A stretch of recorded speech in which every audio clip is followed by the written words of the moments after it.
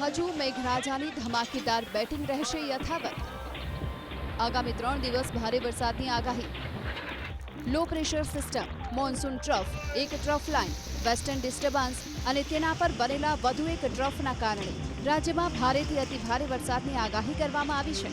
આજે ઉત્તર ગુજરાતના તમામ જિલ્લાની સાથે મધ્ય ગુજરાતના ખેડા, સૌરાષ્ટ્રના સુરેન્દ્રનગર જિલ્લા માટે તો અત્યંત ભારે વરસાદની આગાહીના પગલે રેડ એલર્ટ જાહેર કરવામાં આવ્યું છે।